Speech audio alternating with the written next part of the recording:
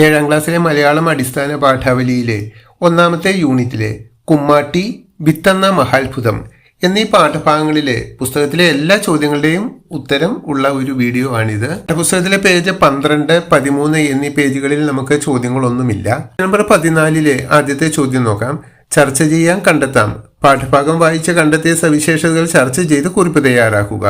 ഇവിടെ 3 സൂചനകൾ തന്നിട്ടുണ്ട്. എന്താണ് കുമ്മാട്ടിക്കളി? കുമ്മാട്ടിക്കളിയുടെ സവിശേഷതകൾ എന്തെല്ലാം? കുമ്മാട്ടിക്കളിയുടെ ആഘോഷ രീതി എങ്ങനെയുള്ളതാണ്? ഈ 3 ചോദ്യത്തിന്റെ ഉത്തരം നമ്മൾ എഴുതുമ്പോൾ സവിശേഷത സംബന്ധിച്ച ഒരു കുറിപ്പ് ആകും. അതുകൊണ്ട് നമുക്ക് ഈ 3 ചോദ്യങ്ങളുടെ ഉത്തരം എഴുതാം. എന്താണ് കുമ്മാട്ടിക്കളി? തൃശൂർ ജില്ലയിലും പരിസരങ്ങളിലും ഓണക്കാലത്ത് ആർപ്പ് വിളിച്ച് ബില്ലുകൊട്ടി പ്രത്യേക വേഷം കെട്ടി വീടുകൾ തോറും കയറിയിറങ്ങി കുട്ടികളും ചെറുപ്പക്കാരും ചേർന്ന് അവതരിപ്പിക്കുന്ന നാടോടി കലയാണ് കുമ്മാട്ടി. ഗ്രാമീണ വീഥികളും വീട്ടുമുറ്റങ്ങളിലും അരങ്ങേറുന്ന ഒരു കലാരൂപമാണിത്. രണ്ടാമത്തെ ചോദ്യം നോക്കാം. കുമ്മാട്ടിക്കളിയുടെ വേഷ സവിശേഷതകൾ എന്തെല്ലാം? ദേഹമാസകലം പർപ്പടകപ്പുല്ല വെച്ച് കെട്ടി മുഖത്ത് മുഖാഭരണങ്ങളും അണിഞ്ഞാണ് കുമ്മാട്ടികൾ വരുന്നത്. ഒരു ദിവസം മുഴുവൻ കെട്ടിവെച്ചാലും ചൊറിയാത്ത ഔഷധ ഗുണമുള്ള പർപ്പടകപ്പുല്ലാണ് ഇതിന് ഉപയോഗിക്കുന്നത്. ആരാണ് കുമ്മാട്ടി വേഷങ്ങൾ കെട്ടുന്നത് എന്നത് രഹസ്യമാക്കി വയ്ക്കും. കുമ്മാട്ടികൾക്ക് ഹനുമാൻ, കൃഷ്ണൻ, തള്ള, പന്നി എങ്ങനെ പല വേഷങ്ങളാണ് ഉള്ളത്.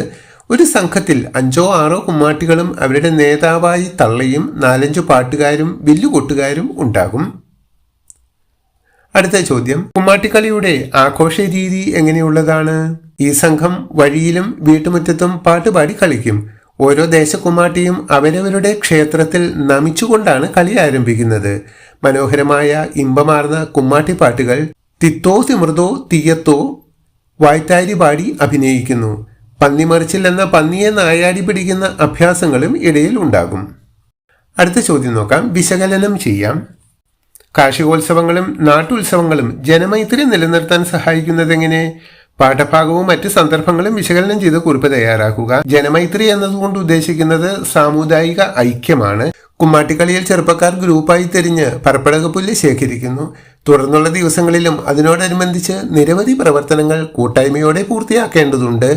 സംഘബോധം, കൂട്ടായ്മ, നേതാവിനെ അനുസരിക്കൽ എന്നിവയെല്ലാം ഉണ്ടെങ്കിൽ മാത്രമേ കുമ്മാട്ടിക്കളി വിജയകരമായി ചെയ്യാൻ സാധിക്കുകയുള്ളൂ.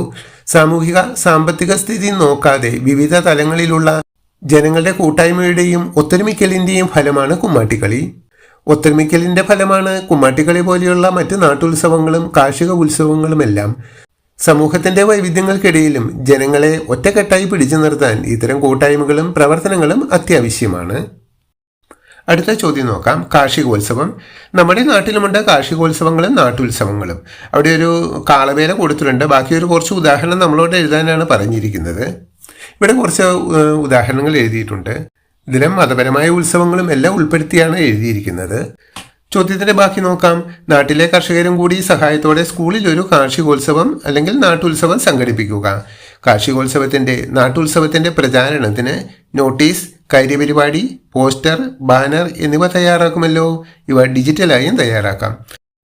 നോട്ടീസ് നമ്മൾ സ്കെച്ച് പെന്നുകൊണ്ട് നല്ല ബോർഡർ ഒക്കെ ഇട്ട് നല്ല ഭംഗിയിൽ വരയ്ക്കണം. ഹെഡിങ് അല്പം വലുതാക്കി വേണം വരയ്ക്കാൻ.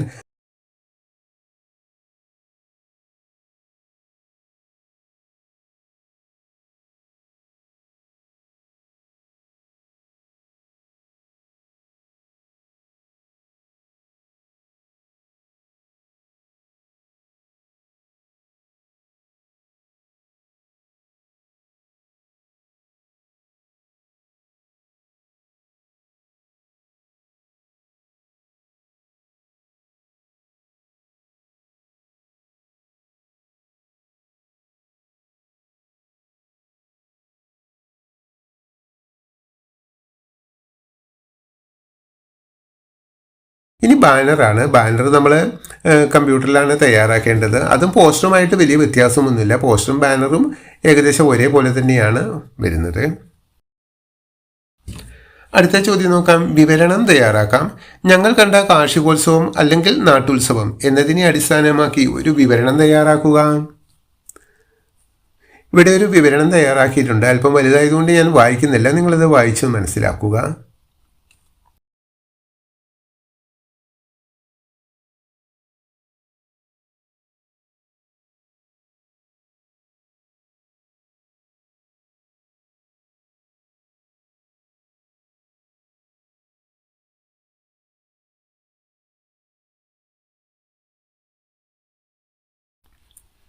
അടുത്ത ചോദ്യം ഡോക്യുമെന്ററി തയ്യാറാക്കാം.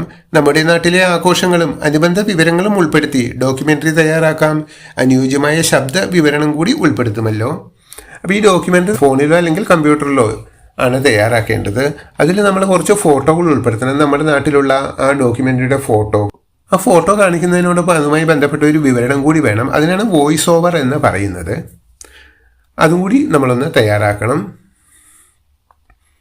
അടുത്ത ചോദ്യം നമുക്ക് പേജ് നമ്പർ 15 ചോദ്യങ്ങളാണ് ഇനി ചെയ്യാനുള്ളത്.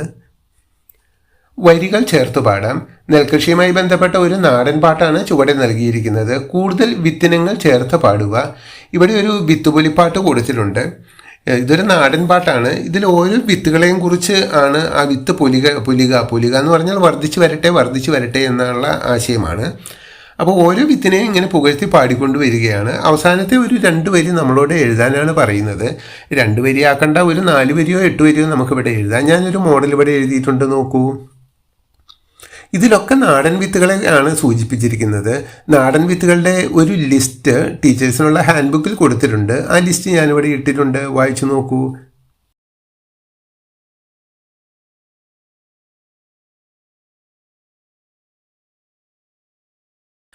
ഇനി പേജ് നമ്പർ 16 വിത്തെന്ന മഹാത്ഭുതം. ചെറുവയൽ ഡാമിൻ്റെ ഒരു ആത്മകഥയുടെ കുറച്ച് ഭാഗങ്ങളാണ് ഇവിടെ കൊടുത്തിരിക്കുന്നത്. ചെറുവയൽ ഡാമിൻ്റെ ഫോട്ടോയാണ് ഈ കാണുന്നത്. അതിനിടയിൽ രാജ്യത്തെ പരമോന്നത പുരസ്കാരങ്ങളിലൊന്നായ പത്മശ്രീ നേടിയ ചെറുവയൽ രാമൻ എന്ന ഒരു കുറിപ്പും കൊടുത്തിട്ടുണ്ട്. അടുത്ത 17 പേജാണ്. അതിൽ നമുക്ക് ചോദ്യങ്ങളൊന്നുമില്ല. അടുത്ത 18 പേജാണ്. അതിലും നമുക്ക് ചോദ്യങ്ങളൊന്നുമില്ല. 19 പേജിലാണ് ഈ പാഠവുമായി ബന്ധപ്പെട്ട ചോദ്യങ്ങളുള്ളത്. നമുക്ക് ചോദ്യങ്ങൾ നോക്കാം. വായിക്കാം അറിയാം. പാഠഭാഗം വ്യക്തിഗതമായി വായിച്ച് പ്രധാന ആശയങ്ങൾ അവതരിപ്പിക്കൂ, എഴുതൂ. താഴെ കൊടുത്തിരിക്കുന്ന സൂചനകളും പരിഗണിക്കാം. അപ്പോൾ പ്രധാന ആശയം എന്ന് പറഞ്ഞാൽ അത് ഈ താഴെ കൊടുത്തിരിക്കുന്ന ചോദ്യങ്ങളാണ്. ഈ ചോദ്യങ്ങളുടെ ഉത്തരങ്ങൾ എഴുതുമ്പോൾ നമ്മൾ ഈ പാഠഭാഗത്തിൻ്റെ പ്രധാന ആശയങ്ങളിലേക്ക് എത്തിച്ചേരും. നമുക്ക് ചോദ്യങ്ങളുടെ ഉത്തരം നോക്കാം. വിത്തുശേഖരണത്തിന്റെ കാര്യത്തിൽ എന്തെല്ലാം ശ്രദ്ധിക്കണം? 80% മൂപ്പാകുമ്പോഴാണ് നെല്ല് വിത്തിനായി വിളവെടുക്കേണ്ടത്. നല്ല ആരോഗ്യമുള്ള കതിരുകളാണ് വിത്തിനായി എടുക്കേണ്ടത്. നാളികേരം, അടയ്ക്ക, പയർ, വെണ്ട എന്നിവയെല്ലാം 80% മൂപ്പാകുമ്പോഴാണ് വിത്തിനായി ശേഖരിക്കേണ്ടത്. അടുത്ത ചോദ്യം, വിത്തിനായി ധാന്യമണികൾ എടുക്കുന്ന രീതികൾ എന്തെല്ലാം? ഉത്തരം നോക്കാം. നെൽക്കതിരിൻ്റെ നടുക്കുള്ള നെല്ലാണ് വിത്തുകളായി ശേഖരിക്കേണ്ടത്. അതായത് ഒരു കതിരിൻ്റെ 2 അറ്റത്തുമുള്ളത് ഒഴിവാക്കി നടുഭാഗത്തുള്ളതാണ് ശേഖരിക്കേണ്ടത്. പയർ വിത്ത് എടുക്കുമ്പോൾ പയർ വള്ളിയുടെ അങ്ങേയറ്റവും ഇങ്ങേയറ്റവും എടുക്കാതെ നടുക്കുള്ള മണികളാണ് എടുക്കേണ്ടത്. ആദ്യം കായ്ക്കുന്നതോ അവസാനം കായ്ക്കുന്നതോ ആയ കായകൾ വിത്തിനായി എടുക്കരുത്. ആദ്യം കായ്ക്കുക അവസാനം കായ്ക്കുക എന്ന് പറഞ്ഞാൽ ഒരു പയർ വള്ളി നമ്മൾ നട്ട് അതിൽ ആദ്യമുണ്ടാകുന്ന കായകൾ, ആദ്യമുണ്ടാകുന്ന 1, 2, 3, 4 കുറച്ച് കായകൾ ഒഴിവാക്കുക. പിന്നീട് വരുന്ന കായകളാണ് നമ്മൾ വിത്തിനെടുക്കേണ്ടത്. അതുപോലെ ഏറ്റവും അവസാനം വരുന്ന കായകൾ അല്പം നീളം കുറഞ്ഞതൊക്കെ ആയിരിക്കും. അതും വിത്തിനെടുക്കാൻ പാടില്ല എന്നാണ് ചെറുവയൽ രാമൻ അദ്ദേഹത്തിൻ്റെ ആത്മകഥാക്കുറിപ്പിൽ പറയുന്നത്. അടുത്ത ചോദ്യം നോക്കാം. ശേഖരിച്ച വിത്തുകൾ ഉണക്കുന്ന ചിട്ടകൾ എന്തെല്ലാം? നെൽവിത്ത് 14 ദിവസം വെയിലത്തും മഞ്ഞത്തുമിട്ട് കാറ്റ് കൊള്ളിച്ച് വേണം ഉണക്കാൻ. ഇഞ്ചിവിത്ത് ആണെങ്കിൽ പുകയത്ത് വെച്ച് ഉണക്കണം. നാടൻ വിത്തുകൾ 14 ദിവസം വെയിലത്തും മഞ്ഞത്തും വെച്ച് ഉണക്കുന്നതാണ് നല്ലത്. ഹൈബ്രിഡ് വിത്തുകൾ കീടനാശിനിയിൽ മുക്കി വേണം ഉണക്കാൻ. നല്ല വായുസഞ്ചാരം ഉള്ളിടത്ത് വെച്ച് വേണം ഉണക്കാൻ. അടുത്ത ചോദ്യം, ഞാറ് നടുന്നതിൽ ഒരു കണക്കും ക്രമവും ഉണ്ടാക്കുന്നതിൽ വിദ്യാഭ്യാസം വലിയ പങ്ക് വഹിച്ചിട്ടുണ്ട്. എങ്ങനെയെല്ലാം? ഉത്തരം, നെൽവിത്ത് പാകി പറിച്ചു നടാനുള്ള ദിവസം കണക്കാക്കുന്നത് ഗുണനവും ഹരണവും ഉപയോഗിച്ചുള്ള ക്രിയകളിലൂടെയാണ്. വിദ്യാഭ്യാസം വന്നതിന് ശേഷം കൃഷിയിൽ നിന്ന് ലഭിക്കുന്ന വിളവ്, ലഭിച്ച വിളവിൻ്റെ വ്യത്യാസങ്ങൾ, വിത്ത് നട്ട തീയതി രേഖപ്പെടുത്തൽ, വിളവെടുക്കുന്ന തീയതി രേഖപ്പെടുത്തൽ, ഇങ്ങനെയൊക്കെയുള്ള ചില ക്രമങ്ങളും ചിട്ടകളും വളർത്തിയെടുക്കാൻ വിദ്യാഭ്യാസം വലിയ പങ്ക് വഹിച്ചിട്ടുണ്ട്. ഒരു കർഷകൻ തൻ്റെ സ്ഥലത്ത് പലതരം നെൽവിത്തുകൾ വിളവിറക്കിയാലും കൊയ്ത്തിൻ്റെ സമയമാകുമ്പോഴേക്കും എല്ലാ ഇനവും ഏകദേശം ഒരേ സമയത്ത് വിളവെടുപ്പിന് പാകമാകും. അതിനനുസരിച്ച് നേരത്തെയോ വൈകിയോ ആണ് ഓരോ വിത്തും പാകുന്നതും ഞാറ് പറിച്ചു നടുന്നതുമെല്ലാം. ഈ ഒരു ക്രമീകരണം വിദ്യാഭ്യാസം കൊണ്ടാണ് സാധിച്ചത്. കൃഷിയിൽ നിന്നുള്ള ലാഭം നഷ്ടം കണക്കാക്കാൻ കർഷകരെ പ്രാപ്തരാക്കിയതും വിദ്യാഭ്യാസമാണ്. ചുരുക്കത്തിൽ കൃഷിയിൽ പ്രകൃതിയുടെ സഞ്ചാരത്തിനനുസരിച്ച് ശാസ്ത്രീയ അടിത്തറ കൊണ്ടുവരാൻ സാധിച്ചത് വിദ്യാഭ്യാസത്തിൻ്റെ സഹായത്താലാണെന്ന് പറയാം. അടുത്ത ചോദ്യം, കർഷകർ തമ്മിലുള്ള ആശയവിനിമയങ്ങളിലൂടെ കൈമാറുന്ന അറിവുകൾ എന്തെല്ലാം? അതായത് കർഷകരെ പരമ്പരാഗതമായി കൈമാറുന്ന ആ അറിവുകൾ ഏതൊക്കെ തരത്തിൽപ്പെട്ട അറിവുകളാണ് എന്നാണ് ചോദിക്കുന്നത്. ഉത്തരം: വിത്തിടുന്നതിൻ്റെ ക്രമം, ഓരോ വിളയും മൂപ്പെത്താൻ ആവശ്യമായ ദിവസങ്ങളുടെ എണ്ണം, വിളവിൻ്റെ ഏറ്റക്കുറച്ചിലുകൾ, ഇങ്ങനെ കൃഷിയുമായി ബന്ധപ്പെട്ട നിരവധി വിവരങ്ങൾ കർഷകർ ആശയവിനിമയങ്ങളിലൂടെ കൈമാറുന്ന അറിവുകളിൽ ഉൾപ്പെടുന്നു. അടുത്ത ചോദ്യം വിശകലനക്കുറിപ്പ് തയ്യാറാക്കാം. കർഷകരുടെ നീണ്ടകാലത്തെ പരിശ്രമങ്ങളും അനുഭവങ്ങളും ശാസ്ത്രീയ പഠനങ്ങളുമാണ് നമ്മുടെ നാടിൻ്റെ വിശപ്പകറ്റാൻ സഹായകമാകുന്നത്. പാഠഭാഗത്തു നിന്ന് കൂടുതൽ സന്ദർഭങ്ങൾ കണ്ടെത്തി ഈ പ്രസ്താവന വിശകലനം ചെയ്ത് കുറിപ്പ് തയ്യാറാക്കുക. ഈ ഒരു പ്രസ്താവന എടുത്തത് നമ്മുടെ പാഠഭാഗത്തു നിന്നാണ്. അതിനോട് ചേരുന്ന മറ്റ് ചില ഉദാഹരണങ്ങൾ കൂടി കണ്ടെത്തിയിട്ട് ഒരു കുറിപ്പ് തയ്യാറാക്കാനാണ് പറയുന്നത്. ഉത്തരം: ഒരു കർഷകൻ തൻ്റെ വയലിൽ പലതരം വിത്തുകൾ ഇറക്കിയാൽ അവ കൊയ്തെടുക്കേണ്ടത് പല സമയത്തായിരിക്കും. ഇത് അധിക ചെലവിന് കാരണമാകും.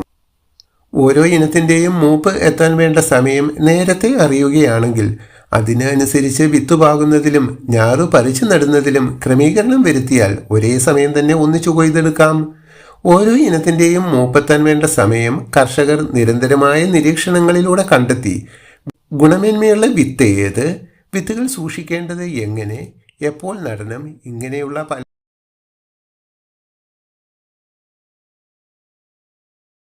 ചോദ്യാവലി തയ്യാറാക്കാം. അഭിമുഖം നടത്താം. നാട്ടിലെ കൃഷിരീതികളെക്കുറിച്ച് അറിയാൻ കൃഷിക്കാരുമായി അഭിമുഖം നടത്താനുള്ള ചോദ്യാവലി തയ്യാറാക്കി അഭിമുഖം നടത്തുക. അഭിമുഖത്തിൻ്റെ റിപ്പോർട്ടും വീഡിയോയും തയ്യാറാക്കണം. ഇവിടെ നമുക്കതിനുള്ള ചോദ്യങ്ങൾ തയ്യാറാക്കാം. ആദ്യം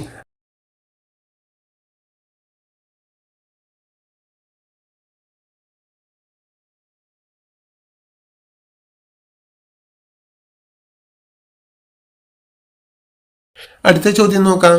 പദച്ചേരുവകൾ കണ്ടെത്താം. എണ്ണി തിട്ടപ്പെടുത്തി, എണ്ണി തിട്ടപ്പെടുത്തി. കൃത്യമായിരുന്നില്ല, കൃത്യം ആയിരുന്നില്ല. സമയമാകുമ്പോൾ, സമയം ആകുമ്പോൾ. ചേർത്തെഴുതുമ്പോൾ ഈ പദങ്ങൾക്കുണ്ടാകുന്ന ഭാഷാപരമായ മാറ്റങ്ങൾ എന്തെല്ലാം കണ്ടെത്തുക. ചേർത്തെഴുതിയ മറ്റു പദങ്ങൾ പാഠഭാഗത്ത് നിന്ന് കണ്ടെത്തി അവയുടെ മാറ്റങ്ങൾ വ്യക്തമാക്കുക. ഇവിടെ ഇങ്ങനെ വാക്കുകൾ പിരിച്ച് എഴുതാതെ ചേർത്ത് എഴുതിയിരിക്കുകയാണ്. അങ്ങനെ ചേർത്ത് എഴുതുമ്പോൾ നമുക്ക് ഒരു ഭംഗിയുണ്ടാവും. അതേപോലെ ലാളിത്യവും അനുഭവപ്പെടും. ഒഴുക്കോടെ വായിക്കാൻ പറ്റും. വായിക്കുന്നതിന് എളുപ്പമാണ്. എഴുതാനുള്ള സൗകര്യവുമുണ്ട്. ഇപ്പോൾ നമുക്ക് വളരെ കുറഞ്ഞ അക്ഷരങ്ങൾ കൊണ്ട് അത് എഴുതാൻ പറ്റും.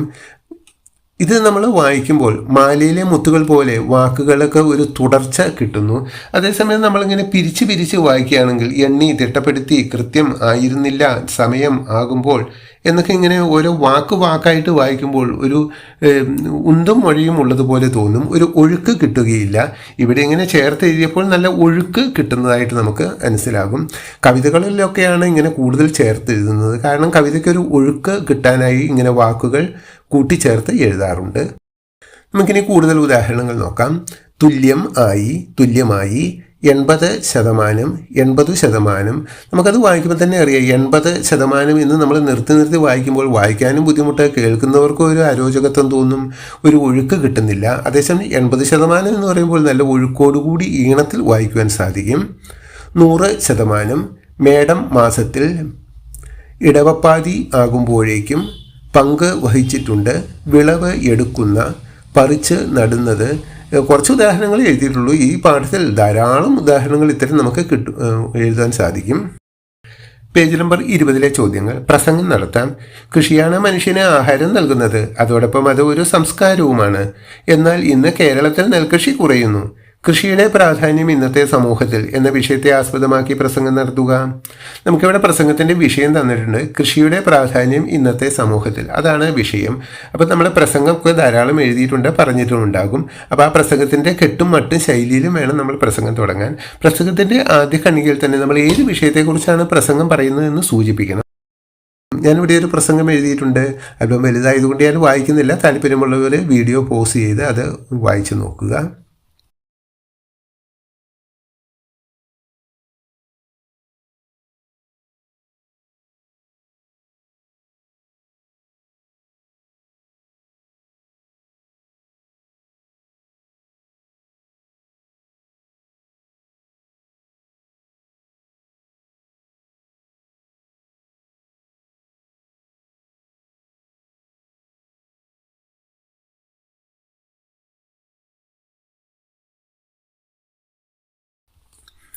അടുത്ത ചോദ്യം, ശാസ്ത്രീയത കണ്ടെത്താം, കുറിപ്പ് തയ്യാറാക്കാം. അധികം വിളഞ്ഞാൽ വിത്തിനാകാം എന്നൊരു പഴമൊഴി തന്നെയുണ്ട്. ഈ ചൊല്ലിന്റെ ശാസ്ത്രീയത അടുത്തുള്ള കൃഷി ഓഫീസറുമായി ചർച്ച ചെയ്യൂ. കാർഷിക വൃത്തിയിലെ പാരമ്പര്യ സങ്കല്പങ്ങളും ശാസ്ത്രീയതയും എന്ന വിഷയത്തിൽ കുറിപ്പ് തയ്യാറാക്കുക. ഞാനിവിടെ ഒരു ചെറിയ കുറിപ്പ് തയ്യാറാക്കിയിട്ടുണ്ട്, നമുക്കൊന്ന് വായിച്ചു നോക്കാം. ഫലങ്ങൾ അധികം വിളയുമ്പോൾ അതിലെ വിത്തിന്റെ വലിപ്പം കുറയുകയും തൂക്കം കുറയുകയും മുളയ്ക്കാനുള്ള കഴിവ് അല്പം കുറയുകയും ചെയ്യുന്നതായി കണ്ടെത്തിയിട്ടുണ്ട്. റഷ്യയിലെ ചില ലബോറട്ടറികളിൽ നടത്തിയ പരീക്ഷണങ്ങളിൽ നിന്നും അമിതമായി വിളഞ്ഞ ഫലങ്ങളിൽ total sugar and protein content കുറയുന്നതായി കണ്ടെത്തിയിട്ടുണ്ട്. ഇത് വിത്തിന്റെ മുളയ്ക്കൽ ശേഷിയെ ബാധിക്കും. അമിതമായി വിളയുന്നതിന് മുന്നേ വിത്തിനായിട്ടുള്ളവ പറിച്ചെടുക്കുന്നതാണ് നല്ലത്. കാർഷിക വൃത്തിയുമായി ബന്ധപ്പെട്ട പല പാരമ്പര്യ അറിവുകളും ശാസ്ത്രീയമായി നോക്കുകയാണെങ്കിൽ ശരിയാണെന്ന് കാണാം. പണ്ടത്തെ കർഷകർ നിരന്തരമായ നിരീക്ഷണങ്ങളിലൂടെ കണ്ടെത്തിയ കാര്യങ്ങൾ ആയതിനാലാവാം അവ ശാസ്ത്രീയ സത്യങ്ങളായത്. മാത്രമല്ല, അമിതമായി വിളഞ്ഞാൽ ചില ചെടികളുടെ വിത്തുകൾ നമുക്ക് കിട്ടുകയില്ല. ഇപ്പോൾ വെണ്ടയൊക്കെ നമ്മൾ അതിന് വിത്തെടുക്കാമെന്ന് വിചാരിച്ച് ഇങ്ങനെ നിർത്തുകയാണെങ്കിൽ ഒരു ദിവസം ചെന്ന് നോക്കുമ്പോഴത്തേക്ക് അത് പൊട്ടിയിട്ട് അതിൻ്റെ വിത്തുകൾ കുറേ തെറിച്ച് പോയിട്ടുണ്ടാകും. പൊട്ടിത്തെറിക്കുന്ന വിത്തുകൾ നമുക്ക് ഇതേപോലെ ശേഖരിക്കാൻ സാധിക്കുകയില്ല. അടുത്ത ചോദ്യം നോക്കാം. കുറിപ്പെഴുതാം, പതിപ്പാക്കാം. നിങ്ങളുടെ വീട്ടിലെ അല്ലെങ്കിൽ സ്കൂളിലെ കൃഷി അനുഭവത്തെക്കുറിച്ച് കുറിപ്പെഴുതൂ.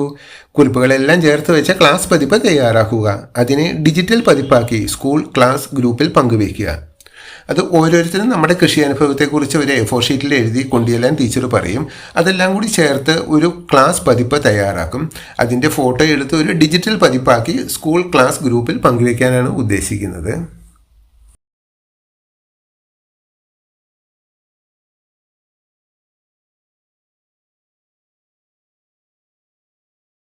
അടുത്ത ചോദ്യം, വിത്തുമേള. നമ്മുടെ നാട്ടിൽ പരമ്പരാഗതമായി വിത്തുകളും അത്യുൽപാദന ശേഷിയുള്ള വിത്തിനങ്ങളും ഉണ്ടല്ലോ. ഇവ ശേഖരിച്ച് നാട്ടിലുള്ള കർഷകരുടെ സഹായത്തോടെ വിത്തുമേള സംഘടിപ്പിക്കുക. ഞാൻ ചില നാടൻ വിത്തുകളുടെ പേര് ഇവിടെ എഴുതിയിട്ടുണ്ട്. എടയൂർ മുളക്, ഇത് എല്ലായിടത്തും കിട്ടുന്നതല്ല എങ്കിലും ഇപ്പോൾ കിട്ടാൻ സാധ്യതയുണ്ട്. കുറ്റ്യാടി തെങ്ങ്, വയനാടൻ മഞ്ഞൾ, തേൻവരിക്ക പ്ലാവ്, പാത്താമുട്ടം വരിക്ക. പാത്താമുട്ടം വരിക്ക എന്ന് പറഞ്ഞാൽ അത് കോട്ടയം ജില്ലയിൽ മാത്രമേ കിട്ടാൻ സാധ്യതയുള്ളൂ. നാടൻ പച്ച കാന്താരി മുളക്, ഇതൊക്കെ എല്ലായിടത്തും കിട്ടുന്നതാണ്. ഇത്രയുമാണ് 7ാം ക്ലാസ്സിലെ അടിസ്ഥാന പാഠാവലി 1ാം യൂണിറ്റുമായി ബന്ധപ്പെട്ട പ്രവർത്തനങ്ങൾ. Okay, thank you for watching this video.